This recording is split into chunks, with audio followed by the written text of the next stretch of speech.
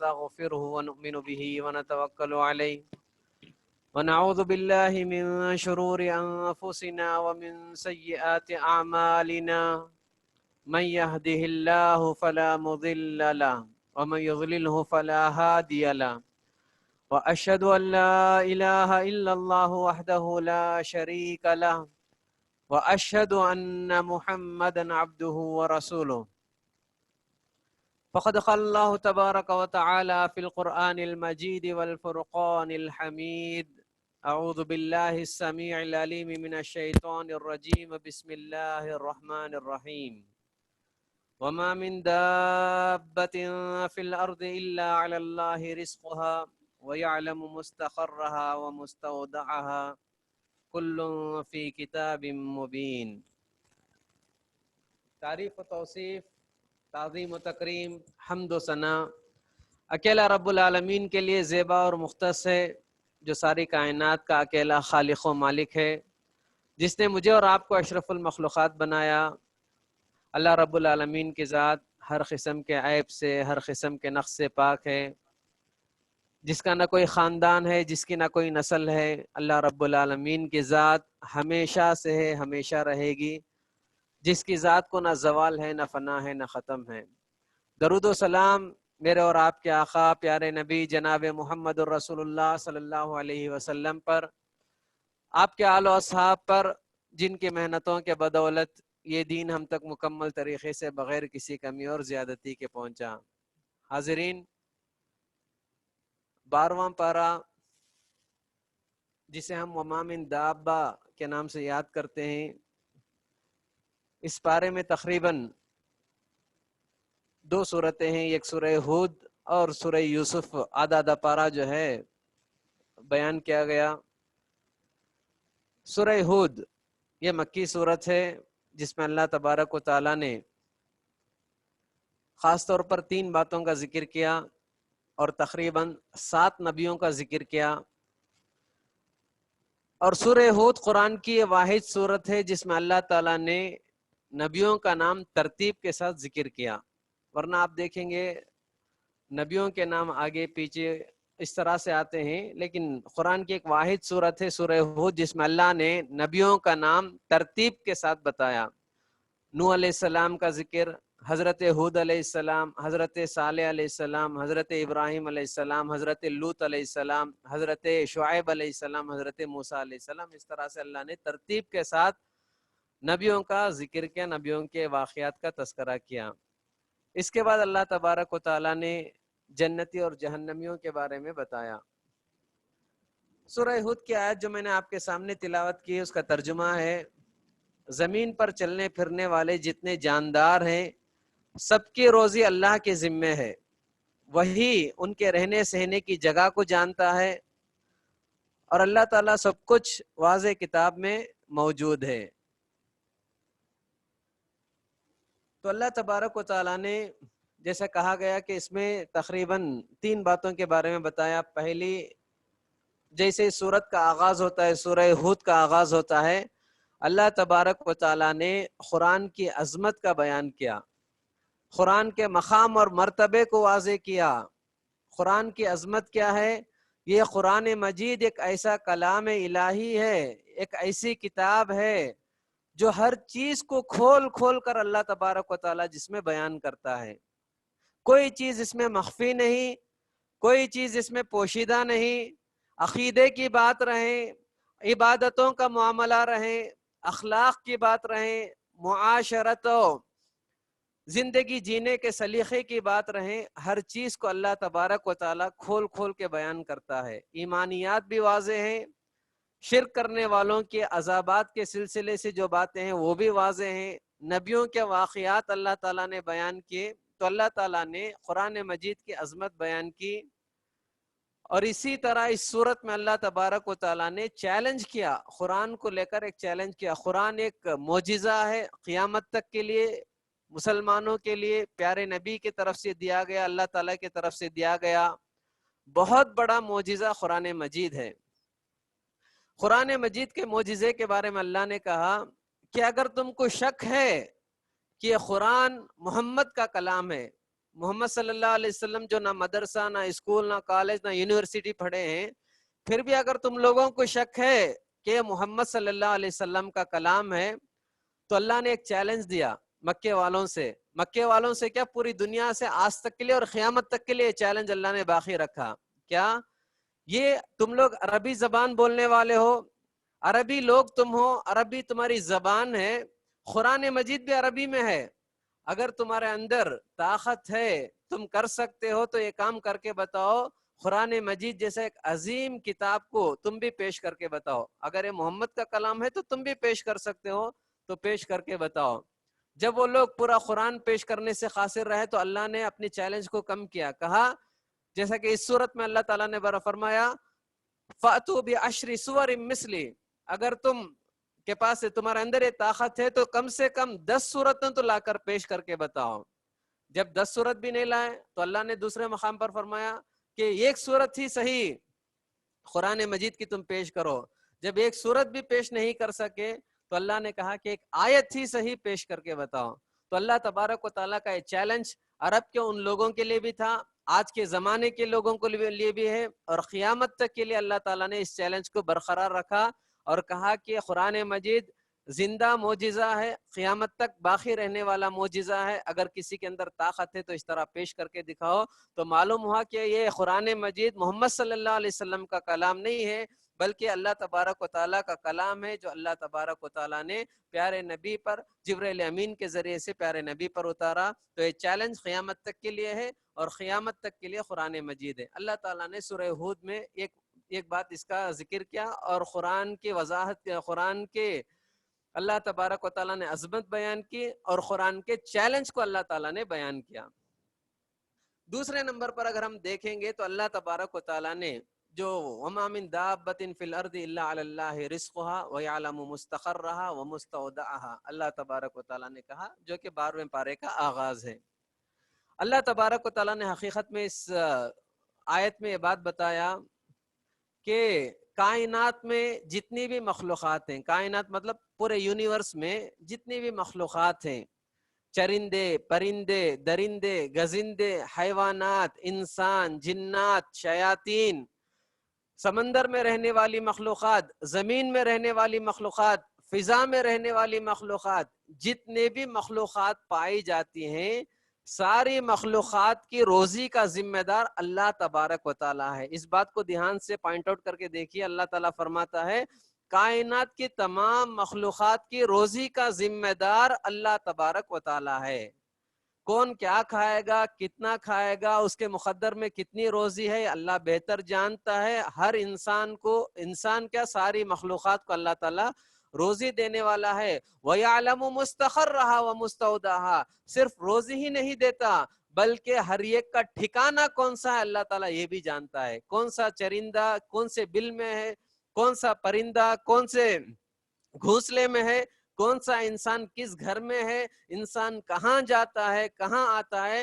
اسی لیے سورہ رحمان میں اللہ تعالیٰ نے فرمایا یا معشر الجن والانس ان استطعتم ان تنفذوا من اقطار السماوات والارض فانفذوا لا تنفذون الا بسلطان. اے جن و انسان، یہ اللہ تعالیٰ کی مخلوقات میں سے تم بچ کر کہیں نکلنا چاہتے ہو تو نکل کر دکھاؤ. کہاں نکلو گے؟ نہیں نکل سکتے. آسمان بھی اللہ کا ہے، زمین بھی اللہ کا ہے، پہاڑ بھی اللہ کے ہیں، سمندر بھی اللہ کے ہیں، تم باہر نکل نہیں سکتے کیونکہ تمہارا ٹھکانہ اللہ تبارک و تعالیٰ جانتا ہے کہ تم کہاں جاتے ہو، کہاں چھپتے ہو. اسی لیے موت کے تعلق سے اللہ نے کہا وَلَوْ كُنْتُمْ فِي بُرُوجٍ مُشَيَّدَةٍ، موت تم جہاں بھی جا کے چھپ جاؤ موت آ کر پکڑ لے گی، اگرچہ کہ تم مضبوط قلعوں میں کیوں نہ جا کر چھپ جاؤ. تو ہر چیز، ہر مخلوق، اسی لیے اللہ کے نبی کی ایک حدیث ہے، اللہ کے نبی نے وضاحت کرتے ہوئے فرمایا کہ کالی رات میں کالے چٹان پر کالی چیونٹی جب چلتی ہے تو اس کے پیروں کی آہٹ کو بھی اللہ تعالیٰ سنتا ہے. اللہ اتنی قدرت والا ہے. کالی رات میں کالے چٹان پر کالی چونٹی جب چلتی ہے تو اس کے پیروں کی آہٹ بھی اللہ تعالیٰ سنتا ہے. وَمَا تَسْقُطُ مِن وَرَقَةٍ إِلَّا يَعْلَمُهَا، اگر کوئی پتا بھی گرتا ہے، کائنات میں کتنے درخت ہیں، کتنے درخت ہیں، ہر درخت میں کروڑوں پتے ہیں. اللہ تعالیٰ فرماتا ہے وَمَا تَسْقُطُ مِن وَرَقَةٍ إِلَّا يَعْلَمُهَا. یہ ایک پتا بھی گرتا ہے تو اس پتے کے گرنے کا علم اللہ تعالیٰ کو ہوتا ہے. یہاں تک کہ پتا اللہ سے پوچھتا ہے کہ میں کہاں گروں، کیسے گروں، کس انداز سے گروں. یہ اللہ تعالیٰ کا علم ہے. اللہ تبارک و تعالیٰ کائنات کے ہر مخلوق کو جانتا ہے. تو اللہ نے کہا کہ روزی کا ذمہ دار اللہ تبارک و تعالیٰ ہے.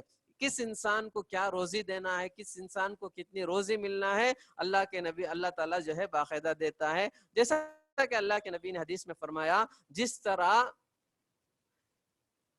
انسان کو اس کی روزی تلاش کرتی ہے، جس طرح موت اس کے لیے تلاش کرتی ہے، یعنی جب تک انسان کی زندگی میں اس کے قسمت کا ایک دانہ بھی باقی رہے گا انسان کو موت نہیں آئے گی. انسان کی قسمت کا ایک دانہ بھی باقی رہے گا انسان کو موت نہیں آئے گی. تو معلوم ہوا کہ جس طرح موت انسان کا پیچھا نہیں چھوڑ سکتی، اسی طرح روزی بھی انسان کا پیچھا نہیں چھوڑ سکتی. جو روزی ہمارے مقدر میں ہے ہم کو مل کر رہے گا. اللہ نے ہم کو اختیار دے دیا، روزی تو ملے گی. اب تمہارے اختیار میں تم حلال راستہ اپناؤ یا حرام راستہ اپناؤ.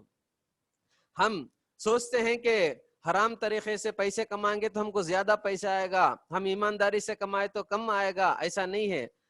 اللہ تعالیٰ نے تمہارے مقدر میں جو روزی لکھ دیا ہے مل کر رہے گا. بس ہمارے لیے ضروری ہے کہ ہم حلال راستہ اپنائیں.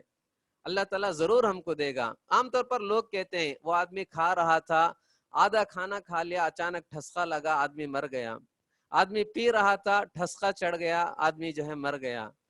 عام طور پر کیا بولتے ہیں لوگ، اس کا کھانا جو شروع کیا کھانا ختم تک نہیں ہوا. یہ الگ بات ہے. لیکن ہم کو شریعت نے یہ مزاج اور یہ سوچ دی کہ اللہ نے اس کے مقدر میں جتنے دانے رکھا تھا، جیسے دانہ ختم ہو گیا اس کی موت آ گئی. اللہ نے جتنے گھونٹ اس کے زندگی میں باقی رکھا تھا اس نے پی لیا، اسے موت آ گئی. جو باقی تھا اس کی قسمت میں نہیں تھا، اسی لیے اسے نہیں ملا. تو جو ہے اللہ تبارک و جیسا ہم بڑوں سے سنتے تھے دانے دانے پہ لکھا ہے کھانے والے کا نام، تو ہر دانے پر، ہر لقمے پر، ہماری روزی پر اللہ تبارک و تعالیٰ نے ہمارے لیے مقدر کر دیا. جتنا ملنا ہے اتنا مل کے رہے گا. اللہ تعالیٰ نے اس آیت میں یہ بات بتائی کہ کائنات کی جتنی مخلوقات ہیں تمام مخلوقات کی روزی کا ذمہ دار اللہ تبارک و تعالیٰ ہے، اور اسی طرح ان کے رہنے سہنے کی جگہ بھی اللہ تعالیٰ بہتر جانتا ہے. اس کے بعد اللہ تبارک و تعالیٰ نے اس صورت میں جو تیسری بات کہی وہ نبیوں کے واقعات، 7 نبیوں کا اللہ تعالیٰ نے ذکر کیا.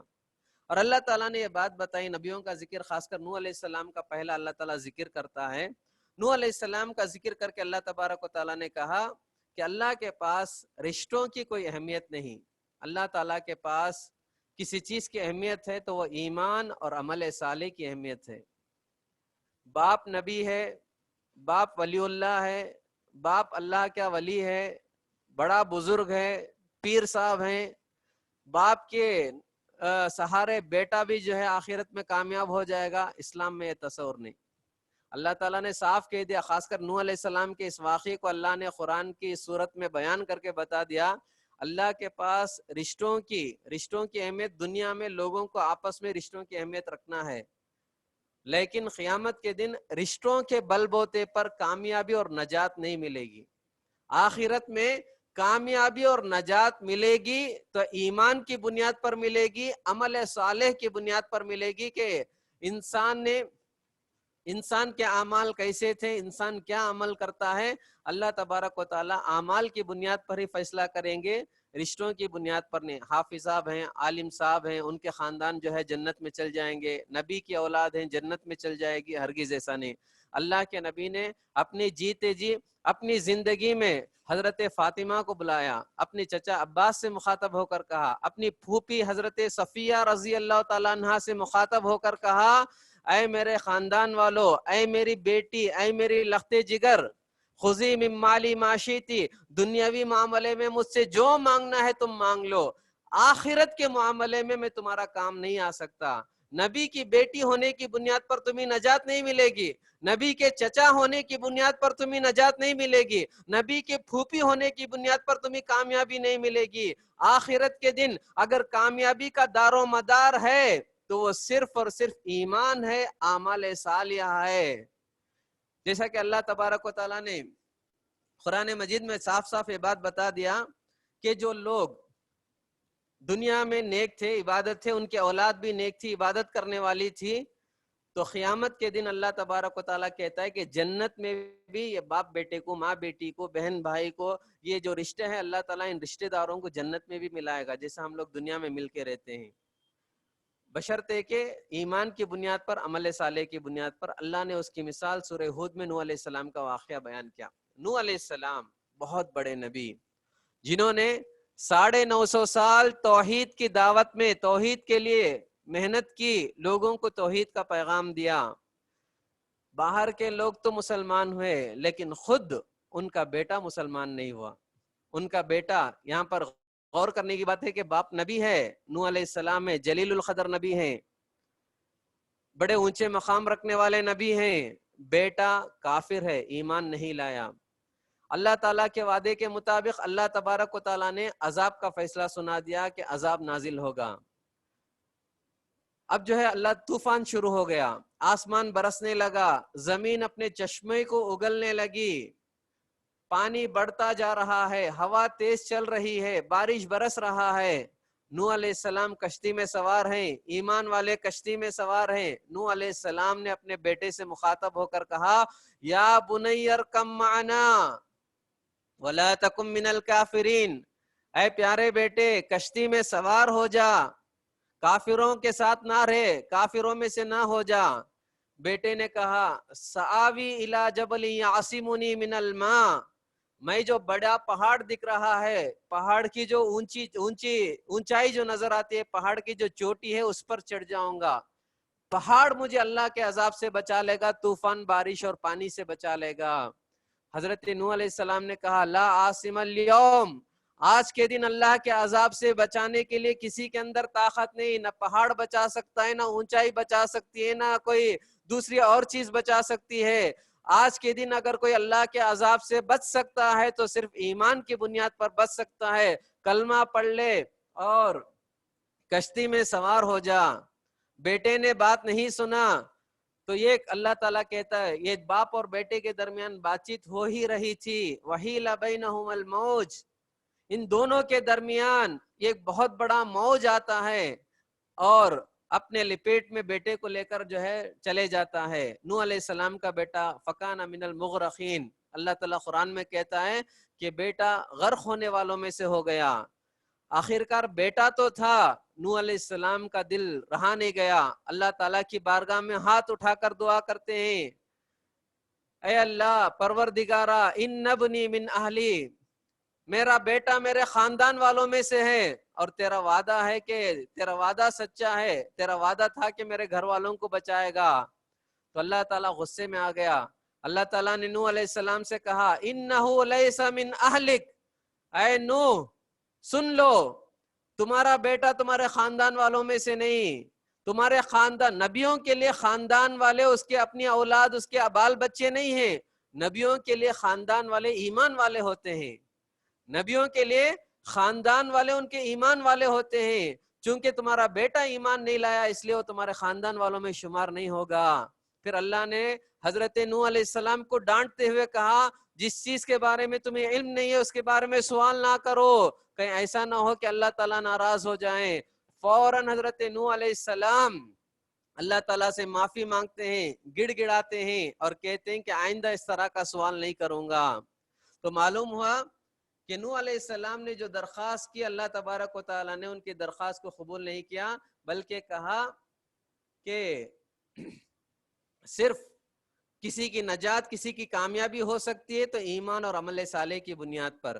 تو معلوم ہوا کہ حضرت نوح علیہ السلام کے ذریعے سے اللہ تعالیٰ نے ہمیں پیغام دیا کہ آدمی یہ سوچ کر دنیاوی زندگی میں مگن نہ ہو جائیں کہ میرا باپ حافظ ہے، میرا باپ عالم ہے، میرا باپ نبی ہے، میرا باپ پیر ہے، میرا باپ ولی ہے، یہ سوچ کر اولاد جو ہے ایمان سے پیچھے نہ ہٹے، عمل صالح سے نہ رکیں، بلکہ قیامت کے دن کامیابی کا دار و مدار اعمال کی بنیاد پر ہوگا، عمل صالح کی بنیاد پر ہوگا، کیونکہ اللہ تعالیٰ قرآن مجید میں فرماتا ہے آج ماں ہے اولاد کی تکلیف کو دیکھ کر تڑپ جاتی ہے، باپ ہے اولاد کی پریشانی کو دیکھ کر اپنا سب کچھ قربان کر دیتا ہے، لیکن قیامت کے دن کیا ہوگا؟ اللہ نے قرآن مجید میں فرمایا یوم یفر المرء من اخیہ و امہ و ابیہ و صاحبتہ و بنیہ، سب ایک دوسرے سے دوڑتے رہیں گے، باپ بیٹے سے، ماں بیٹی سے، بہن بھائی سے، دوست سے، ایک دوسرے سے دور دور بھاگیں گے. کیوں؟ اگر وہ آ گیا تو کہیں میرے پاس میرا عمل نہ پوچھ لیں، کہیں میری نیکی نہ پوچھ لیں، اس وجہ سے ایک دوسرے سے جو ہے دور بھاگتے رہیں گے. اللہ نے قرآن میں یہ بھی بتایا لو یفتدی یود المجرم لو یفتدی من عذاب یومئذ ببنی وصاحبتہ واخی وفصیلتہ التی تؤوی. قیامت کے دن مجرم لوگ یہ خواہش کریں گے، یہ خواہش کا اظہار کریں گے، کاش میں اپنے خاندان والے کو اللہ کے حوالے کر کے جہنم کے عذاب سے خود کو بچا لوں تو کیا ہی اچھا ہوگا. تو لوگ اپنوں کو جو ہے قربان کر کے جہنم کی آگ سے بچانے کی جو ہے کوشش کریں گے، آرزو اور ارمان کریں گے. تو معلوم ہوا نوح علیہ السلام کے اس واقعے کے ذریعے سے اللہ نے پیغام دیا کہ آخرت میں انسان کو، ہر آدمی کو اس کی اپنی نیکی کام آئے گی، اس کا اپنا نیک عمل کام آئے گا، اس کا ایمان اسے کام آئے گا. کبھی جو ہے اس سہارے پہ نہ رہیں کہ پیر صاحب ہمیں بچا لیں گے، ولی اللہ ہمیں بچا لیں گے، ہمارے بزرگ ہمیں بچا لیں گے، ہمارے ماں باپ ہمیں بچا لیں گے. دنیاوی حد تک ماں باپ بچائیں گے، دوست بچائے گا، ساتھ دے گا، مدد کرے گا، لیکن آخرت کے دن کوئی کسی کا کام نہیں آئے گا. آخرت کے دن ہمارے ایمان ہم کو کام آئے گا، عمل صالح ہم کو کام آئے گا. جیسا کہ اللہ کے نبی نے فرمایا جب میت کو قبرستان لے جایا جاتا ہے تو اس کے ساتھ 3 چیزیں جاتی ہیں.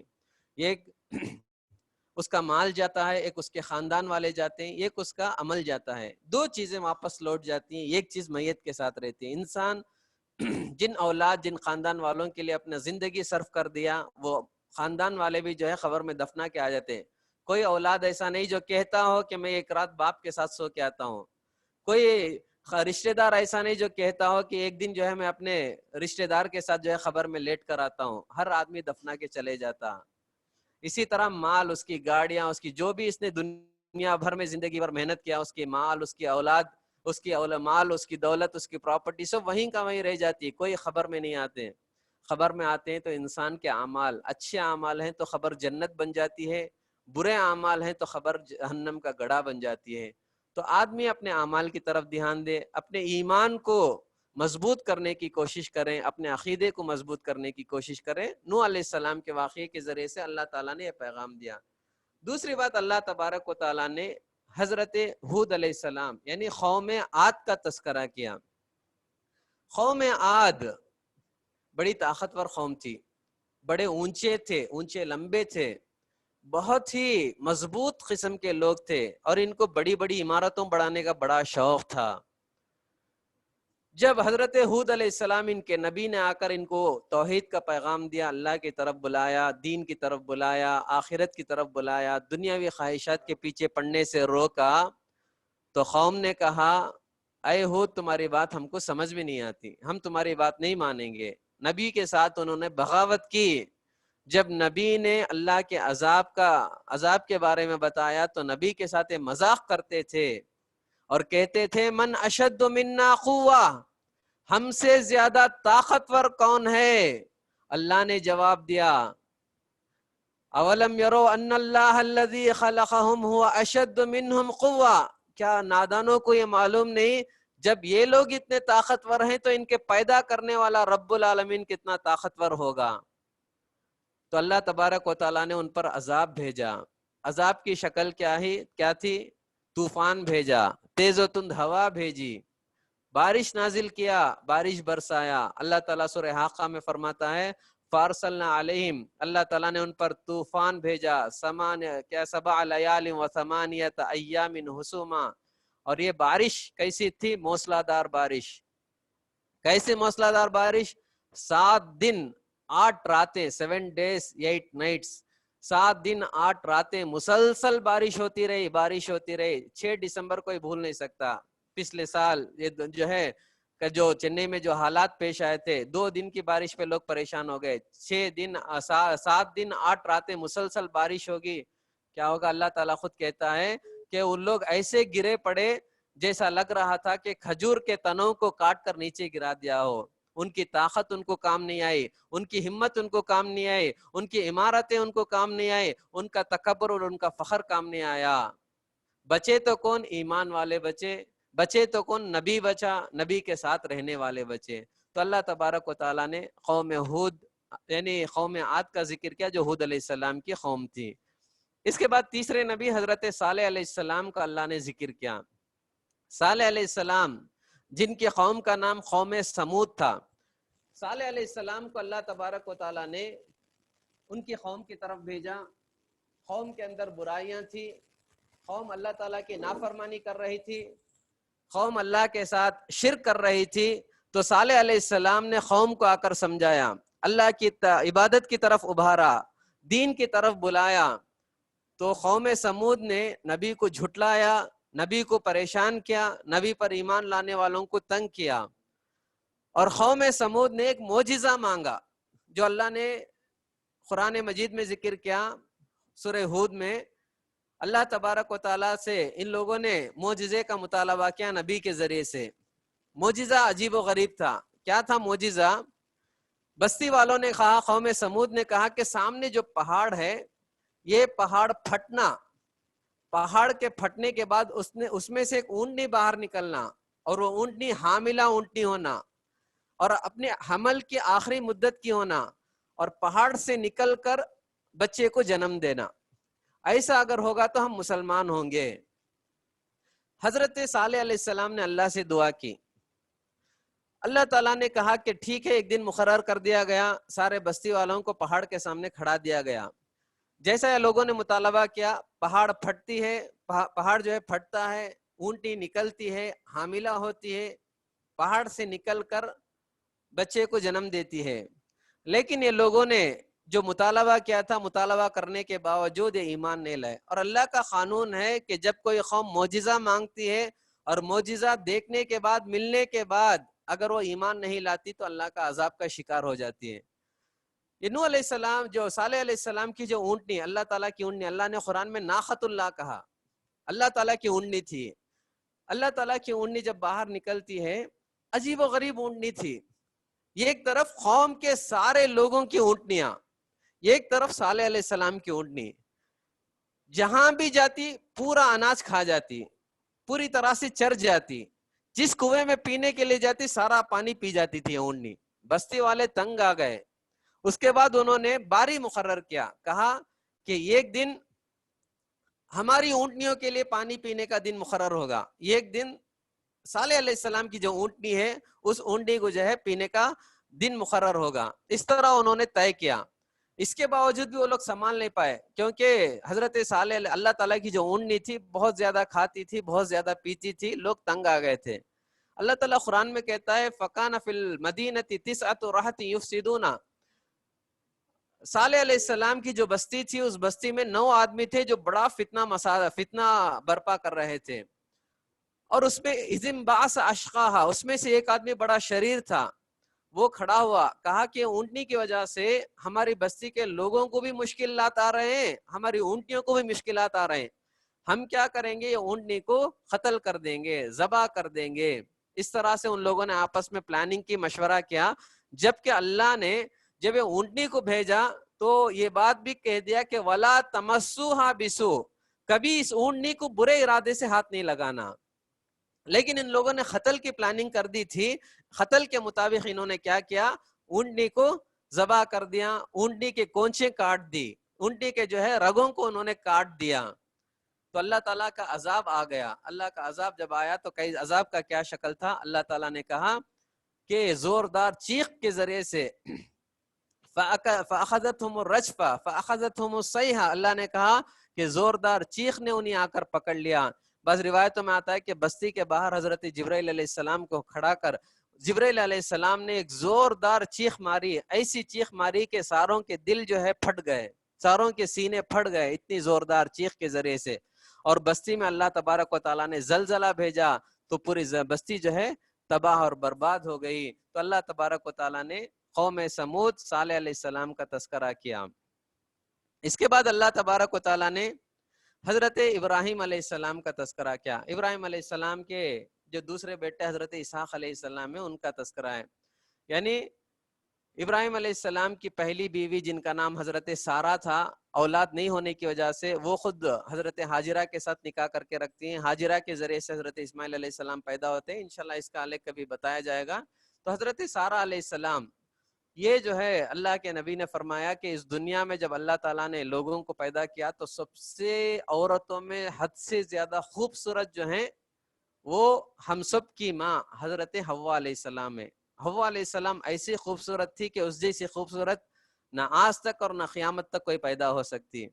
پھر اللہ کے نبی نے فرمایا کہ حضرت حوا علیہ السلام کے بعد دوسرے نمبر پر جو دنیا میں بے حد خوبصورت، حد سے زیادہ خوبصورتی کی مالک تھی وہ ابراہیم علیہ السلام کی پہلی بیوی حضرت سارہ علیہ السلام ہے.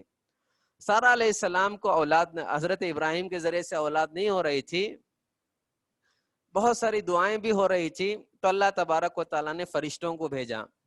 فرشتے آتے ہیں، کہتے ہیں کہ اللہ تعالیٰ نے آپ دونوں کو اولاد کی خوشخبری سنائی تھی. اس سے پہلے اسماعیل علیہ السلام کی اولاد کی خوشخبری آ گئی، اسماعیل علیہ السلام پیدا ہو گئے. دوسرے نمبر پر دوسری اولاد جو حضرت اسحاق علیہ السلام ہے، اسحاق علیہ السلام کی پیدائش کی خوشخبری لے کر فرشتے آتے ہیں.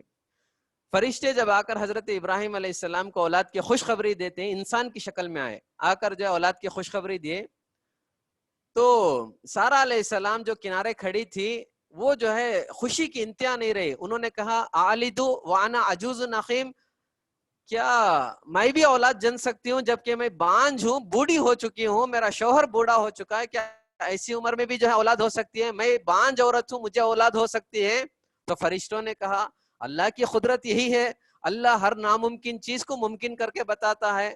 عام طور پر انسان اسباب کی طرف دیکھتا ہے جبکہ ہم سب کو مسبب الاسباب اللہ تعالیٰ کی طرف رجوع کرنا ہے. تو اللہ تبارک و تعالیٰ کے فرشتوں نے حضرت ابراہیم علیہ السلام کو اولاد کی خوشخبری سنائی. خوشخبری سنانے کے بعد یہ فرشتے دو کام سے آئے تھے. پہلا کام حضرت ابراہیم علیہ السلام کو اولاد کی خوشخبری، حضرت اسحاق کی خوشخبری سنانے کے لیے. دوسرا قوم لوط کی بربادی کا پیغام لے کر آئے تھے. یہی چیز ہے اس دنیا میں، اس کائنات میں اللہ تعالیٰ کے علاوہ کسی کے اندر یہ طاقت نہیں. اللہ تبارک و تعالیٰ ایک وقت دو کام کر سکتا ہے. اللہ تبارک و تعالیٰ حضرت نوح کو بچا رہا ہے، وہیں پر حضرت نوح کے بیٹے کو جو ہے اور ان کی قوم کو برباد کر رہا ہے. اللہ تبارک و تعالیٰ یہاں پر ابراہیم علیہ السلام کو اولاد کی خوشخبری سنا رہا ہے، تو دوسری طرف قوم لوط کی بربادی اور قوم لوط کے عذاب کی خبر جو ہے لے کر وہ فرشتے آئے تھے. تو اللہ تبارک و تعالیٰ کی قدرت ہے، اللہ تبارک و تعالیٰ ایک وقت دو کام بھی کرتا ہے جو کہ انسان عام طور پر نہیں کر سکتا. تو جو ہے قوم لوط کے اندر ایک بہت بڑی برائی پائی جاتی تھی. قوم لوط جو اللہ تعالیٰ کے سسٹم کو، اللہ تعالیٰ کے قانون کو، اللہ کی فطرت کو انہوں نے بدل دیا. اللہ تعالیٰ کی فطرت کیا ہے؟ مرد ہے تو اس کی خواہش عورتوں سے پوری کر سکتا ہے، عورت ہے تو اس کی خواہش مردوں سے پوری کر سکتا ہے. لیکن قوم لوط نے اللہ کے قانون کو، اللہ کی فطرت کو بدل دیا. ان لوگوں نے کیا کیا؟ مرد ہو کر اپنی خواہش مردوں سے پوری کرتے تھے، جسے ہومو سیکس کہا جاتا ہے. مرد ہو کر مردوں سے خواہش پوری کر رہے تھے، جو کہ اللہ تعالیٰ کو ناپسند ہے اور اللہ کے فطرت کے خلاف کام ہے. حضرت لوط علیہ السلام جو حضرت ابراہیم علیہ السلام کے بھتیجے تھے، ایک وقت حضرت ابراہیم علیہ السلام بھی نبی، حضرت لوط علیہ السلام بھی نبی، حضرت اسماعیل اور حضرت اسحاق علیہ السلام بھی نبی. تو ایک وقت میں اللہ تعالیٰ 4 نبیوں کو، 5 نبیوں کو بھی بھیجتا رہا ہے. تو جو ہے حضرت لوط علیہ السلام جو ہے ایک بستی کی طرف جو ہے نبی بنا کر بھیجے گئے. وہ بستی والوں میں برائی پائی جاتی تھی. وہ بستی والے مرد ہو کر مردوں سے خواہش پوری کر رہے تھے، اللہ کو پسند نہیں. اللہ تعالیٰ نے عذاب بھیجا، اور آزمائش دیکھیے کیسی تھی.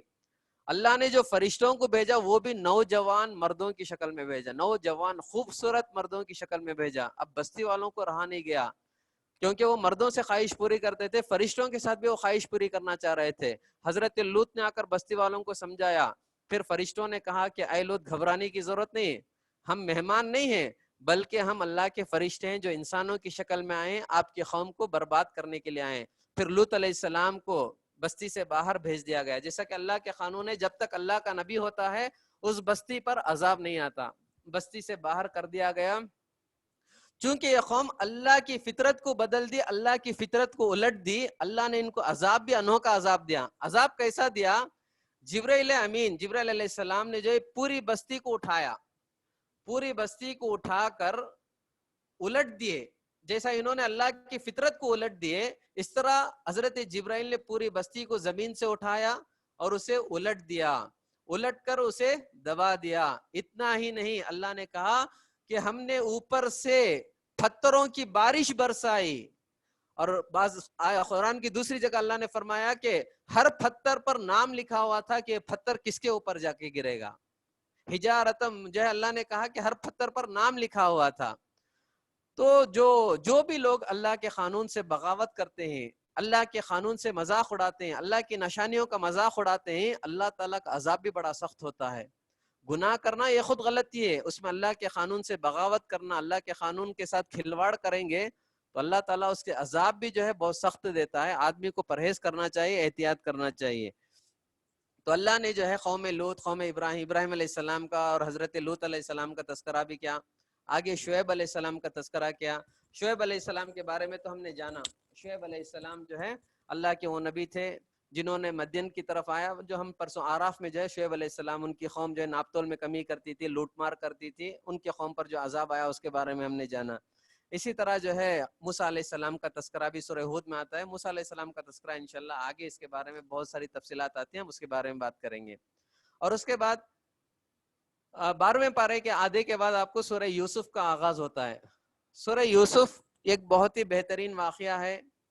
अल्लाह ताला ने खुद कुरान मजीद में फरमाया अहसन अल क़सस, कुरान में जितने किस्से हैं, जितने वाकयात हैं, उसमें सबसे बेहतरीन वाकया जो अल्लाह ने कहा कि वो यूसुफ अलैहिस्सलाम का किस्सा है। और यूसुफ अलैहिस्सलाम ऐसे नबी थे जिनको अल्लाह ने बहुत जबरदस्त खूबसूरती दी थी, बे इंतहा खूबसूरत थे हजरत यूसुफ अलैहिस्सलाम। तो अल्लाह तबारक व तआला ने सूरह यूसुफ का आगाज किया। सूरह यूसुफ में यूसुफ अलैहिस्सलाम के वालिद हजरत याकूब अलैहिस्सलाम थे।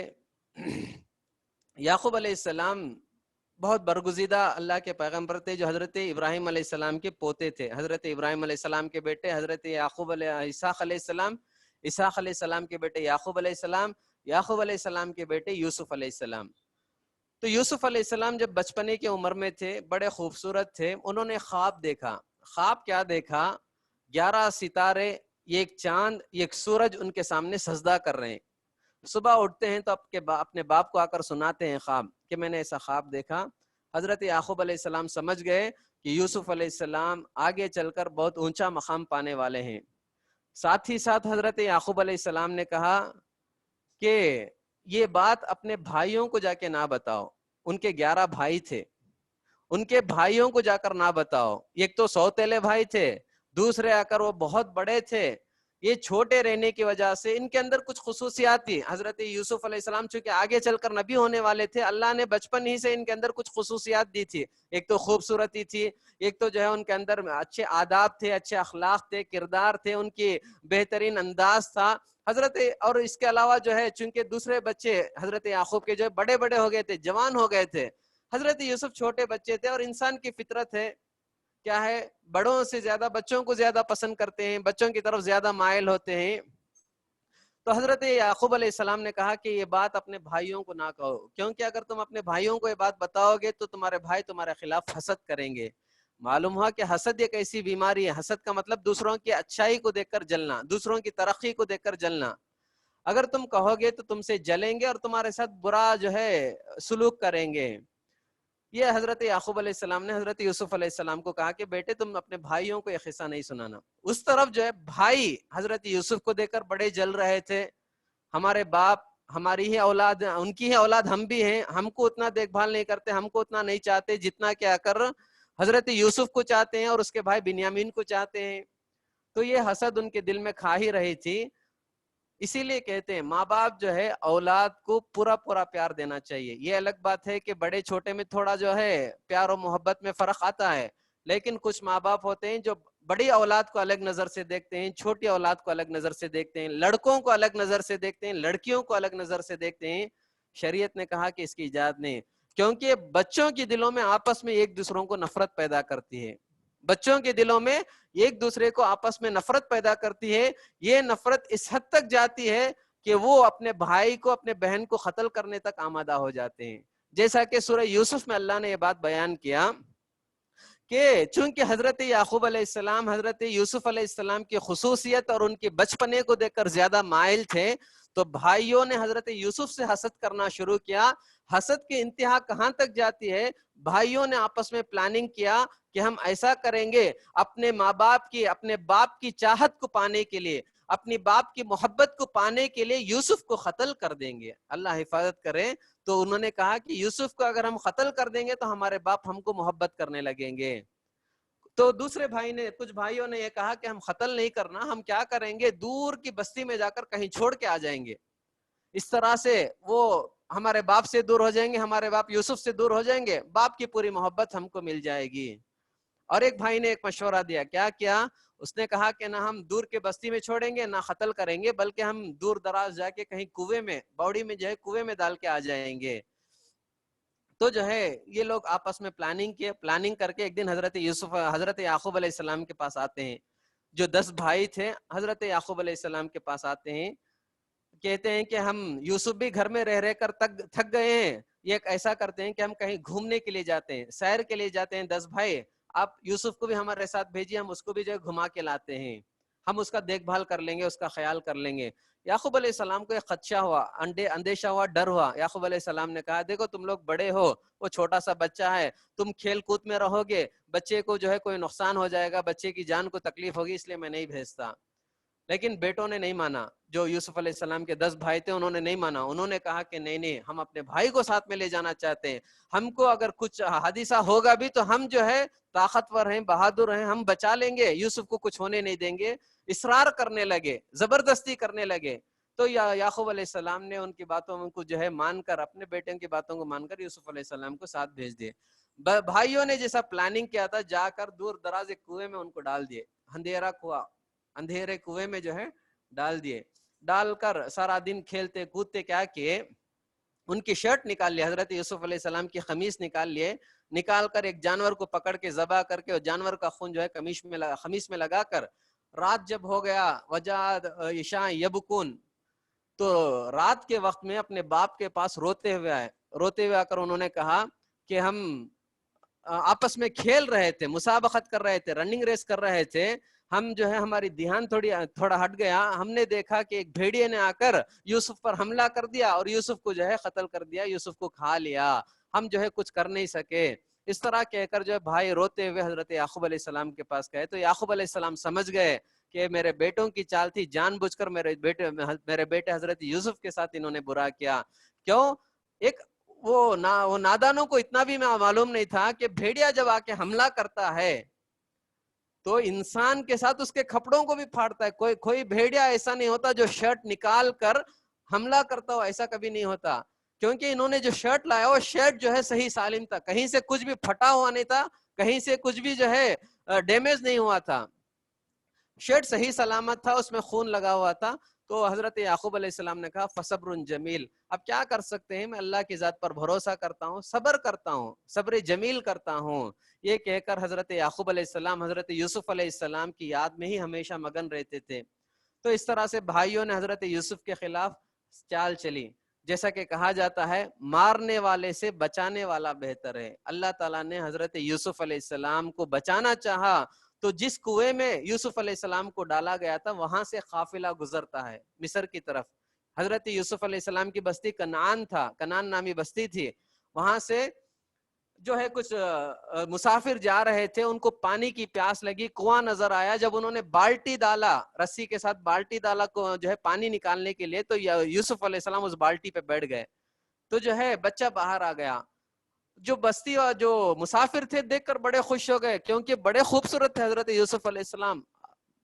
مفت میں ہم کو اتنا پیارا بچہ مل گیا، اس کو جا کے ہم مصر کے بازار میں بیچیں گے، اچھی قیمت میں ہم کو مفت میں پیسے مل جائیں گے. یہ سوچ کر انہوں نے کیا وَشَرَوْهُ بِثَمَنٍ بَخْسٍ دَرَاهِمَ مَعْدُودَةٍ. قرآن نے کہا کہ ان لوگوں نے جلدی آ کر کہیں ان کے رشتہ دار خاندان والے آ کے ہم سے واپس یہ بچہ نہ چھین لے، اس لیے جلدی جا کر مصر کے بازار میں کم قیمت میں بیچ دیے. اور اس کو خریدنے والا کون تھا؟ مصر کے بادشاہ کے دربار میں ایک منسٹر، جسے اولاد نہیں تھی، منسٹر نے خرید لیا.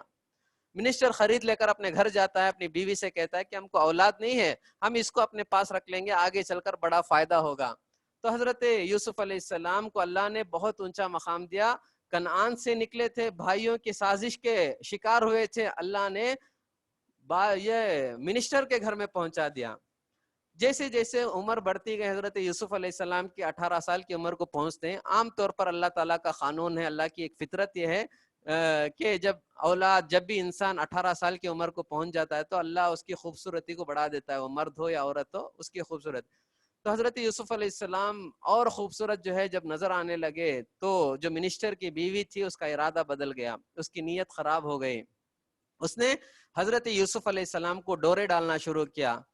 دیکھتے دیکھتے حضرت یوسف علیہ السلام چونکہ آگے چل کر نبی بھی ہونے والے تھے، بڑے پاک باز تھے، انہوں نے جو اپنے دامن کو بچائے رکھا۔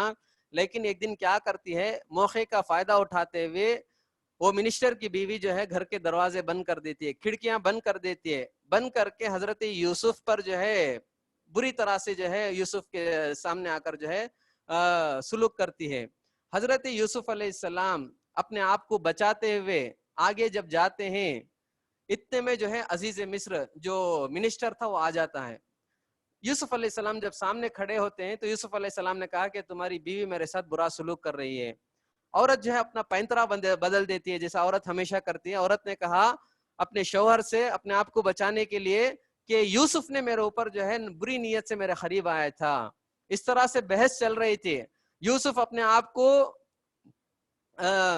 آپ کا صفایا پیش کر رہے تھے تو وہ جو ہے اپنے طرف سے جو ہے کہہ رہی تھی کہ یوسف میرے اوپر جو ہے بری نیت سے میرے قریب آئے۔ تو اس وقت جو عزیز مصر کے جو خاندان والے تھے اس میں سے ایک آدمی کھڑا ہوا، دیکھو بھائی کوئی مسئلہ نہیں، اب یوسف کہہ رہے ہیں کہ وہ ٹھیک ہیں، عزیز مصر کی بیوی کہہ رہے کہ میں صحیح ہوں، اب کون صحیح ہے جاننے کا ایک ہی راستہ ہے۔ یوسف کے شرٹ دیکھو، یوسف علیہ السلام کی خمیز دیکھو، اگر ان کے خمیز سامنے پھٹ کر ہے یا پیچھے پھٹ کر ہے، اگر پیچھے سے پھٹ کر ہے تو یوسف صحیح ہے، تمہاری بیوی غلط ہے۔ اگر یوسف کا شرٹ سامنے سے اگر پھٹ کے ہے تو جو ہے یوسف صحیح ہے، تمہاری بیوی غلط ہے۔ جب دیکھا گیا کہ پیچھے کی طرف سے شرٹ پٹا ہوا تھا، یعنی پیچھے سے آ کر ان کی بیوی نے عزیز مصر کی بیوی نے ان پر حملہ کیا تھا، تو معلوم ہو گیا کہ یوسف علیہ السلام جو ہے پاک باز ہیں اور جو ہے بیوی جو ہے بد نیتی رکھنے والی تھی۔ لیکن جیسا کہا جاتا ہے جس کی لاٹھی اس کی بھینس، چونکہ منسٹر تھا، اب اس کی بات جو ہے لوگوں میں گئی تو اس کی بے عزتی ہوگی، یہ سوچ کر اس نے کیا کیا، یوسف علیہ السلام کو مجرم قرار دے کے یوسف علیہ السلام کو قید خانے کو بھیجنے کا فیصلہ کر لیا۔ یہ بات بستی والوں میں مشہور ہو گئی کہ عزیز مصر کی بیوی، منسٹر کی بیوی یوسف کے ساتھ برا جو ہے برتاؤ کری۔ جب یہ بات معلوم ہوئی تو عزیز مصر کی بیوی جو منسٹر کی بیوی تھی اسے برا لگا، اس نے کیا کیا، جو بستی کے بڑی بڑی عورتیں تھیں ساری عورتوں کو بلا کر دعوت دے کر سب کے ہاتھوں میں پھل دے کر سب کے ہاتھوں میں چاقو دے دیا، چاقو دے کر اب یوسف علیہ السلام کو حکم دیا گیا کہ اندر سے باہر آؤ۔ جب یوسف علیہ السلام باہر آئے تو تمام عورتوں نے یوسف علیہ السلام کی خوبصورتی کو دیکھا، فوراً انہوں نے کہا، قرآن کی آیت ہے سورہ یوسف میں کیا ہے، ما ھذا بشرا ان ھذا ملک کریم، ان لوگوں نے کہا کہ انسان نہیں ہے، یہ فرشتہ لگ رہا ہے، اتنا خوبصورت ہے۔ یہ کہہ کر انہوں نے فقطع ایدیہن، انہوں نے اپنے انگلیوں کو کاٹ لیا، پھلوں کو کاٹنے کے بجائے حضرت یوسف علیہ السلام کی خوبصورتی کو دیکھ کر اپنے انگلیوں کو انہوں نے کاٹ لیا۔ اللہ تعالیٰ نے اس کا تذکرہ کیا۔ پھر حضرت یوسف علیہ السلام کو قید خانے میں بھیج دیا گیا۔ یوسف علیہ السلام قید خانے میں تھے، وہاں ان کے پاس 2 آدمی دوستی کرتے ہیں، اور جو نیک آدمی ہوتا ہے جہاں بھی جاتا ہے ماحول کو نیک بنا دیتا ہے۔ حضرت یوسف علیہ السلام قید خانے میں جاتے ہیں تو ان کے ساتھ 2 آدمی دوستی کرتے ہیں، ان لوگوں کو ایک خواب نظر آتا ہے۔ خواب کیا تھا؟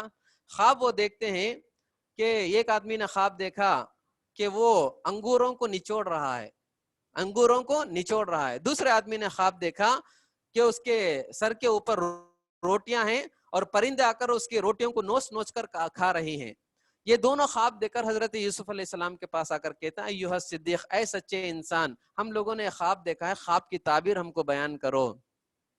تو حضرت یوسف علیہ السلام نے خواب کی تعبیر بیان کرنے سے پہلے انہوں نے کہا کہ کھانا آنے سے پہلے میں تم کو خواب کی تعبیر بیان کرتا ہوں، لیکن اس سے پہلے کچھ اہم باتیں میں بتاتا ہوں۔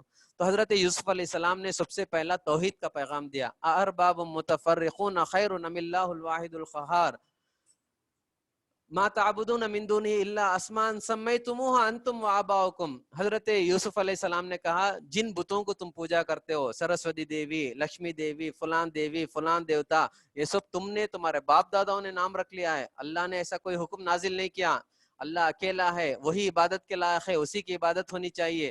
پھر انہوں نے کہا ارباب متفرقون خیر ام اللہ الواحد القہار، یہ بات بتاؤ بہت سارے خدا بہتر ہیں یا یہ خدا جو زبردست طاقت والا ہے وہ خدا بہتر ہے؟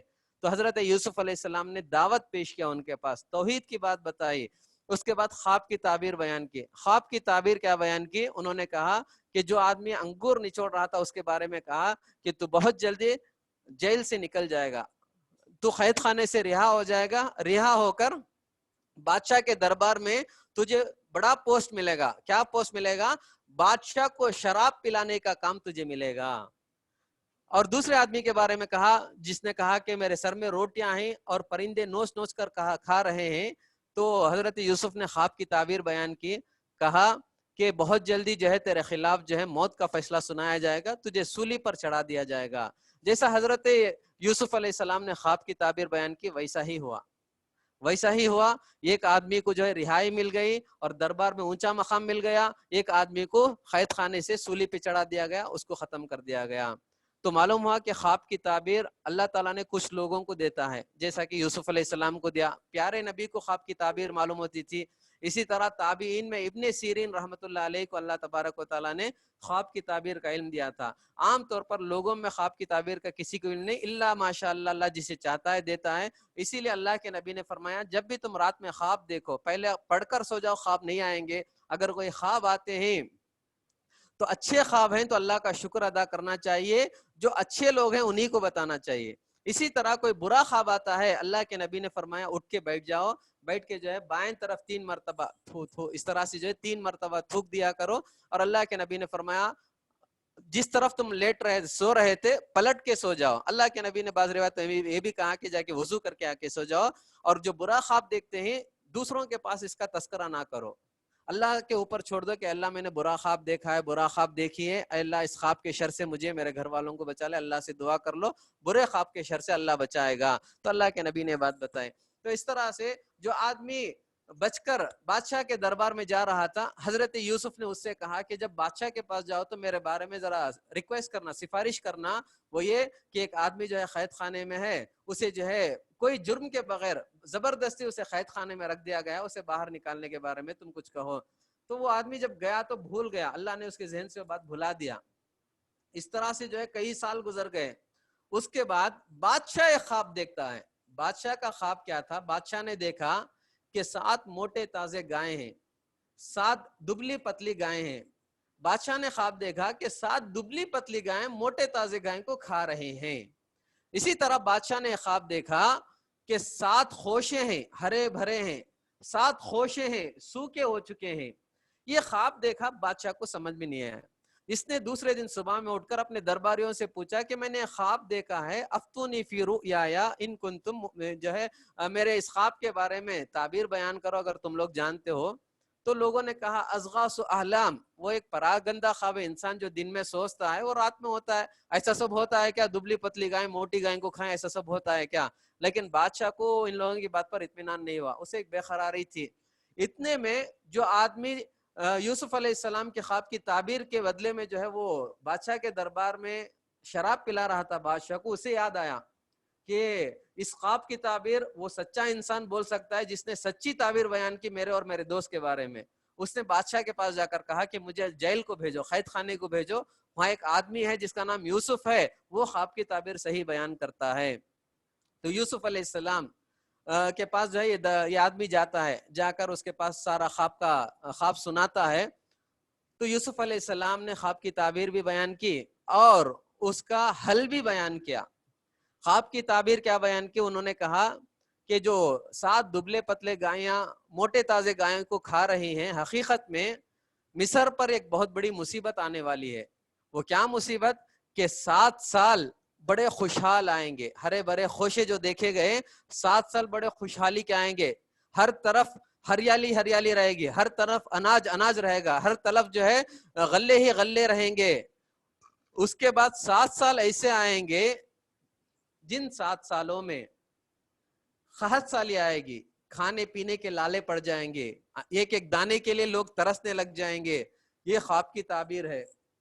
اس کے بعد حضرت یوسف علیہ السلام نے اس کی حکمت بھی بیان کیا اور اس کا حل بھی بتایا. حل کیا تھا؟ تم بادشاہ کے پاس جا کے کہو کہ جو 7 سال خوشحالی کے آئیں گے اس میں جو بھی اناج نکلے گا, جو بھی غلے نکلیں گے, جو بھی پھل پھلالی آئیں گے, ان کو کاٹ کر ان کے چھلکوں میں ہی رکھ دیں. جتنی ضرورت ہے اسے کم سے کم کھائیں, کیونکہ اس کے بعد جب 7 سال تکلیف کے آئیں گے اس وقت جو ہم لوگوں نے اسٹور کر کے رکھا ہے یہ غذا استعمال کریں گے, اناج استعمال کریں گے, تو لوگوں کو بہت بڑی مصیبت سے نجات ملے گی. تو اسی لیے آج ہم لوگوں کو حضرت یوسف علیہ السلام کی اس تعبیر پر ہم لوگوں کو اپنی لائف کو فالو کرنا ہے. ہم لوگوں کو جب اللہ تعالیٰ خوشحالی دیا ہے, ہم کماتے ہیں, تو جتنا پیسہ ہے سارے پیسے اڑا دینا نہیں چاہیے. پیسے ہیں اڑا دیں گے, پیسے ہیں اڑا دیں گے, اڑانا نہیں چاہیے, بلکہ تھوڑا بہت ہم کو سیونگز کر کے رکھنا بھی چاہیے. کیونکہ دیکھتے ہیں ہم اچانک جو ہے لاک ڈاؤن کا سسٹم جو ہے لاک ڈاؤن ہو گیا, کتنی پریشانی, لوگوں کے پاس پیسے نہیں, لوگ پریشان, کھانے پینے کے لیے تکلیف. تو حضرت یوسف نے جو کہا کہ جب خوشحالی ہوتی ہے تب ذرا ذرا بچا کے رکھو, ضرورت سے زیادہ خرچ نہ کرو, ضرورت کے مطابق خرچ کر کے باقی بچا کے رکھو, جا کے جب حالات جب بگڑیں گے اس وقت ہم یہ پیسہ جو ہم بچا کے رکھیں اسے استعمال کر سکتے ہیں. تو حضرت یوسف علیہ السلام نے کہا کہ بچا کے رکھو. یہ بات جا کے بادشاہ کو اس نے کہا, درباری نے کہا, تو بادشاہ بڑا خوش ہو گیا. خوش ہو کر کہا کہ ٹھیک ہے, یوسف کو جو قید خانے سے باہر نکال کے باہر بلاؤ, اس کو لے کے آؤ, اسے جو ہے قید سے آزادی دلا دو. جب وہ درباری جاتا ہے تو یوسف علیہ السلام نے کہہ دیا میں آنے والا نہیں ہوں, میں نہیں باہر نہیں نکلوں گا. اللہ کے نبی نے خود کہا یوسف علیہ السلام 7 سال بغیر کسی گناہ کے, ان کا کوئی گناہ نہیں تھا, الزام کی بنیاد پر 7 سال تک قید خانے میں جا کے تھے, جیل میں تھے.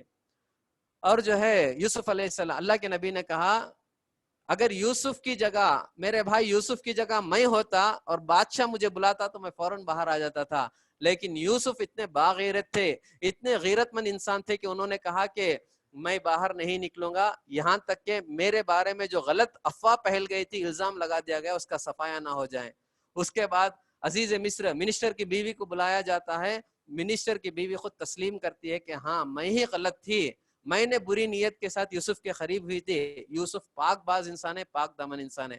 تو اس طرح سے اللہ کا قانون ہے, جو بھی نیک انسان ہوتے ہیں اللہ تعالیٰ ایک نہ ایک دن ان کی صفایا اور ایک نہ ایک دن ان کی پاک بازی کا اعلان اللہ ضرور کرتا ہے. تو اللہ تبارک و تعالیٰ نے حضرت یوسف علیہ السلام کو بڑی عزت کے ساتھ قید خانے سے نکالا. حضرت یوسف علیہ السلام جب باہر آتے ہیں, باہر آنے کے بعد حضرت یوسف علیہ السلام کو اللہ تعالی جو بادشاہ تھا اس نے منسٹر بنا دیا, فینانس منسٹر بنا دیا. فینانس منسٹر بنانے کے بعد حضرت یوسف علیہ السلام نے جو یہ سال آئے, 7 سال خوشحالی کے تھے, 7 سال تکلیف کے, قحط سالی کے تھے, تو حضرت یوسف علیہ السلام نے کیسے مینیج کیا, حالات کیسے ہوئے, تو یہ تمام چیزیں جو ہے اللہ تعالیٰ 13ویں پارے میں اس کا تذکرہ کرتا ہے. انشاءاللہ اسی کو جو ہے کنٹینیو کرتے ہوئے کل انشاءاللہ حضرت یوسف علیہ السلام کی زندگی کا باقی حصہ آپ کی خدمت میں. اللہ تعالیٰ سے دعا ہے کہ اللہ تبارک و تعالیٰ ہمیں کہنے اور سننے سے زیادہ عمل کی توفیق عطا فرمائے, جب تک زندہ رکھے, دین اسلام پر قائم رکھے, جب موت دے تو اللہ تعالیٰ ایمان کی حالت میں کلمے کی موت عطا فرمائے. دنیا بھر کے لوگوں کے, مسلمانوں کی جان و مال, عزت و آبرو کی اللہ تعالیٰ حفاظت فرمائے. مسلمانوں کا پہلا قبلہ بیت المقدس کو اللہ پھر سے مسلمانوں کو واپس لوٹائیں. اللہ تعالیٰ ہمارے روزوں کو, تراویح کو, تلاوت کو, ہمارے ذکر و اذکار کو, ہماری عبادتوں کو شرف قبولیت سے نوازے, زیادہ سے زیادہ اجر عطا فرمائیں. آمین. واخر دعوانا الحمدللہ رب العالمین. سبحان اللہ و بحمدہ, سبحانک اللہم و بحمدک, نشہد ان لا الہ الا انت, نستغفرک و نتوب الیک. السلام علیکم و رحمۃ اللہ.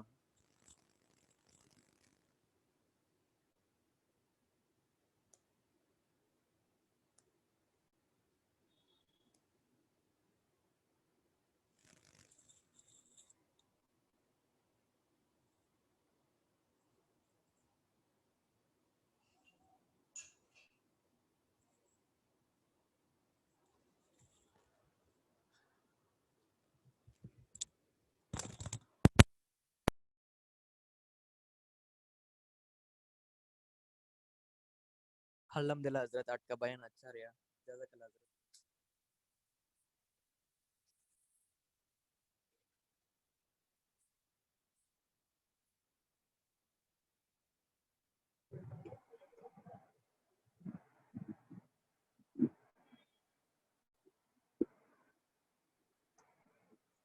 السلام علیکم، آج کا بیان ہو گیا ہے، انشاءاللہ کل ملیں گے.